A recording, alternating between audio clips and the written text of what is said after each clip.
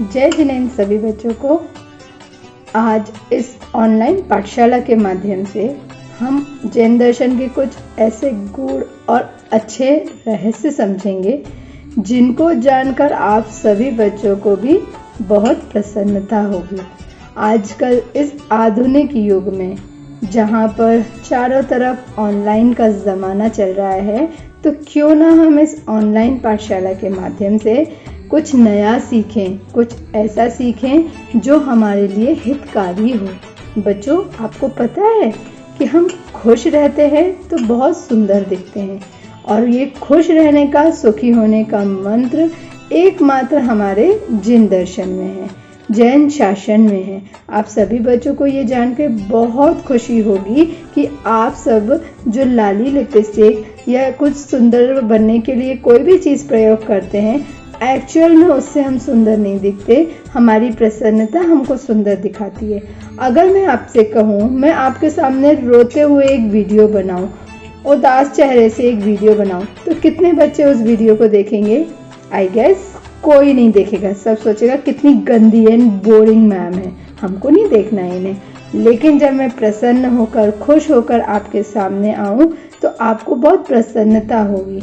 इसी तरीके से हमें ये सिद्ध होता है कि जब हम प्रसन्न रहते हैं तो सुंदर दिखते हैं। जब हम प्रसन्न रहते हैं तो हमें सब कोई देखना चाहता है। अब खुश रहने के दो मंत्र। अगर हमें कोई परेशानी है, कोई तकलीफ है, तो हमें उस समय ये सोचना चाहिए कि जो भी हमको मिला है, क्या वो किसी और के पास है, क्या वो किसी और दोस्त के पास है? तो आपको जवाब मिलेगा नहीं, क्योंकि जो भी चीज़ हमें मिली है वो बिल्कुल बेस्ट और परफेक्ट मिली है। लेकिन हम अपनी चीज़ों में असंतुष्ट रहते हैं, हमें सेटिस्फेक्शन नहीं होता है, इसलिए हम दुखी रहते हैं। दूसरा मंत्र खुश रहने का ये है कि जब भी आप दुखी हो तो आप ये सोचा करें कि अगर मैं दुखी रहूँगी तो मेरी परेशानी और बढ़ेगी, अगर मैं खुश रहूँगी तो मेरी परेशानियाँ ख़त्म होने लगेंगी। अगर आप ये सोचकर आगे बढ़ेंगे तो निश्चित रूप से आप कभी अपने आईज में टीयर्स नहीं लाएंगे, क्योंकि दुखी बच्चा किसी को पसंद नहीं है, दुखी व्यक्ति किसी को पसंद नहीं है। इसलिए आज के इस पाठशाला में हमने खुश रहने के दो मंत्र सीखे। पहला मंत्र, खुश रहने के लिए जो हमारे पास है उसमें संतुष्ट रहना चाहिए, और दूसरा मंत्र, खुश रहने के लिए हमेशा खुश रहना चाहिए, क्योंकि अगर हम दुखी होंगे तो हमें कोई दुनिया का व्यक्ति खुश नहीं कर सकता। एक छोटी सी कहानी के साथ मैं आपको आज की क्लास ख़त्म करूंगी। कहानी ये है कि एक छोटा सा व्यक्ति, वो जो कि बहुत भक्ति भाव में लीन रहता था, वो एक इमली के पेड़ के नीचे अपनी मस्ती में, भक्ति में बैठा था। वहाँ से एक नारद मुनि गए, और नारद मुनि ने देखा और कहा कि तुम तो बहुत अच्छी भक्ति करते हो, तुम्हें तो निश्चित रूप से भगवान मिलेंगे।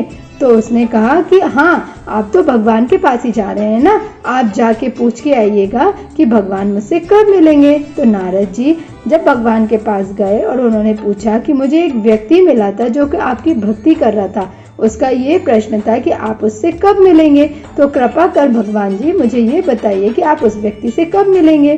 तो भगवान जी ने उत्तर दिया कि मैं उस व्यक्ति से तब मिलूंगा जिस पेड़ के नीचे वो बैठा है। जितनी पत्तियां उस पेड़ के नीचे हैं, उस पत्तियों के खत्म होने के बाद ही मैं उससे मिलूंगा। इसका मतलब कि उस इमली के पेड़ में बहुत सारी पत्तियां थी। इसका मतलब भगवान उनसे असंख्यात वर्षों के बाद मिलना चाह रहे थे। लेकिन एकदम से ये नारद मुनि क्या देखते हैं, नारद जी जब वापस लौट रहे थे तो उन्होंने देखा कि वो व्यक्ति उदास बैठा हुआ है। वो गया और नारद से पूछा, आपने क्या भगवान जी से कुछ पूछा? तो उन्होंने कहा नारद जी ने कि अभी मैं इसको बताऊंगा तो ये और उदास हो जाएगा, इसको कुछ नहीं बताते। लेकिन तब भी उस व्यक्ति ने बार बार बोला, नहीं नहीं, मुझे तो उत्तर जानना है। तो नारद ने बोला कि जिस पेड़ के नीचे आप बैठे हैं, जिस पेड़ की पत्तियों के नीचे आप बैठे हैं, जितनी पत्तियां इस पेड़ की हैं, उतने ही वर्षों के बाद भगवान आपसे मिलेंगे।